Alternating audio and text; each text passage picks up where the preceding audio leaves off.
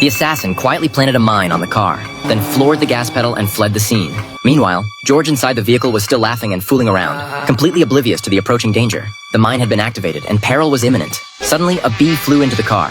George frantically tried to shoo it away, but the agile bee drove him nearly to his breaking point. With the explosion countdown closing in, he yanked the steering wheel hard and made a sharp turn, pulling his BMW over to the roadside. With only 15 seconds left on the countdown, he was still battling the bee. Finally, the bee landed on the windshield, and George seized his chance, ready to swat it dead with one blow. The assassin thought his plan had succeeded, but to his surprise, George emerged unscathed. Soon after, George got a new car, but the assassin didn't give up and continued targeting him. This time, he fired wildly, with one bullet hitting the gas tank, causing fuel to spray everywhere. George remained completely unaware. When he tried to shift gears, he got burned by the cigarette lighter and carelessly tossed it aside, which happened to ignite the gasoline on the ground. Flames instantly engulfed the assassin, who had no choice but to jump from the car to escape. When headquarters learned of another failed mission, they were furious and decided to send their most elite assassin to carry out the task. George had now arrived at a gas station to fill up, while the assassin was already lurking nearby. He revealed a large knife hidden in his sleeve, displaying the battle scars on it, and said confidently, "This target will be a piece of cake." George was chatting with the attendant, completely unaware of the approaching danger. The attendant noticed a hole in the car body, spat out his KFC, and casually patched it up. Meanwhile, George was using a water gun to wash his hair, completely off guard. The assassin crept closer, preparing to use a sedative.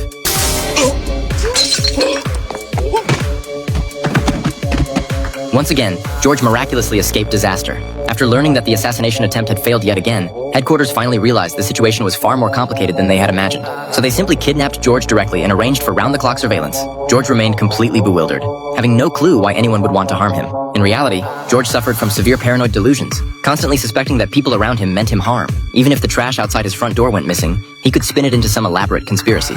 To guard against unknown enemies, George would often crouch in the bushes late at night, keeping watch. Sure enough, that night, a suspicious large truck suddenly appeared before him, and the people who got out were actually wearing gas masks. They swept away all the trash from George's house. George immediately sensed something was wrong and hastily put on roller skates to chase after them. Through sheer determination, he tracked them all the way from New York to London. When the truck finally stopped at a waste processing facility, he quietly peeked out to observe. Despite watching the workers process the garbage, he remained suspicious, convinced that unknown secrets lurked behind it all. As George snooped around, he accidentally discovered an arms deal in progress. When the military personnel were showing weapons to the gang, George slipped into the transaction site. Because he looked so composed, both sides mistakenly assumed he was a representative sent by the other party, allowing him to move freely around the scene. However, the deal's ringleader, Paul, quickly noticed something odd. He observed George actually playing with tires and even breaking into dance on the spot. Paul was completely puzzled, but just as he was seeing off the buyers, George suddenly popped up asking if there was a KFC nearby. Though Paul didn't understand his intentions, he didn't dare make any rash moves, fearing George might be some important